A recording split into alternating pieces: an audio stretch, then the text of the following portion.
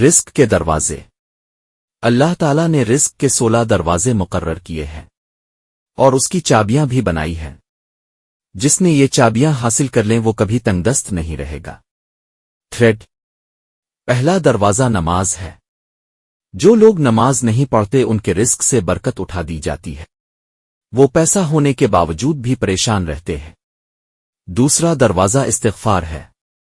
جو انسان زیادہ سے زیادہ استغفار کرتا ہے، توبہ کرتا ہے، اس کے رزق میں اضافہ ہو جاتا ہے اور اللہ ایسی جگہ سے رزق دیتا ہے جہاں سے کبھی اس نے سوچا بھی نہیں ہوتا۔ تیسرا دروازہ صدقہ ہے۔ اللہ نے فرمایا کہ تم اللہ کی راہ میں جو خرچ کرو گے اللہ اس کا بدلہ دے کر رہے گا۔ انسان جتنا دوسروں پر خرچ کرے گا اللہ اسے 10 گنا بڑھا کر دے گا۔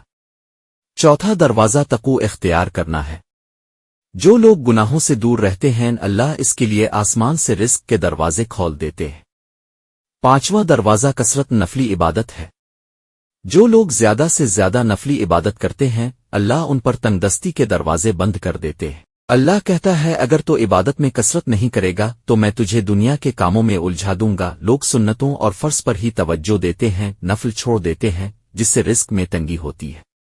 چھٹا دروازہ حج اور عمرہ کی کثرت کرنا۔ حدیث میں آتا ہے حج اور عمرہ گناہوں اور تنگدستی کو اس طرح دور کرتے ہیں جس طرح آگ کی بھٹی سونا چاندی کی میل دور کر دیتی ہے۔ ساتواں دروازہ رشتہ داروں کے ساتھ اچھے سلوک سے پیش آنا۔ ایسے رشتہ داروں سے بھی ملتے رہنا جو اب سے قط تعلق ہوں۔ آٹھواں دروازہ کمزوروں کے ساتھ صلہ رحمی کرنا ہے۔ غریبوں کے غم بانٹنا، مشکل میں کام آنا اللہ کو بہت پسند ہے۔ نواں دروازہ اللہ پر توکل ہے۔ جو شخص یہ یقین رکھے کہ اللہ دے گا تو اسے اللہ ضرور دے گا اور جو شک کرے گا وہ پریشان ہی رہے گا۔ 10واں دروازہ شکر ادا کرنا ہے۔ انسان جتنا شکر ادا کرے گا اللہ رزق کے دروازے کھولتا چلا جائے گا۔ 11واں دروازہ ہے گھر میں مسکرا کر داخل ہونا۔ مسکرا کر داخل ہونا سنت بھی ہے۔ حدیث میں آتا ہے نبی صلی اللہ علیہ وسلم نے فرمایا اللہ فرماتا ہے کہ رزق بڑھا دوں گا جو شخص گھر میں داخل ہو اور درود پڑھ کر مسکرا کر سلام کرے۔ 12واں دروازہ ماں باپ کی فرمانبرداری کرنا ہے۔ ایسے شخص پر کبھی رزق تنگ نہیں ہوتا۔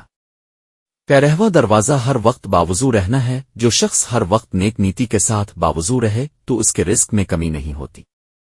14واں دروازہ چاشت کی نماز پڑھنا ہے جس سے رزق میں برکت پڑتی ہے۔ حدیث میں ہے چاشت کی نماز رزق کو کھینچتی ہے اور تندگستی کو دور بھگاتی ہے۔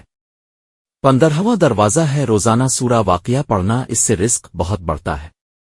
16واں دروازہ ہے اللہ سے دعا مانگنا۔ جو شخص جتنا سچے دل سے اللہ سے مانگتا ہے اللہ اس کو بہت دیتا ہے۔ اللہ ہمیں ان سب پہ اخلاص کے ساتھ عمل کی توفیق عطا فرمائے، آمین۔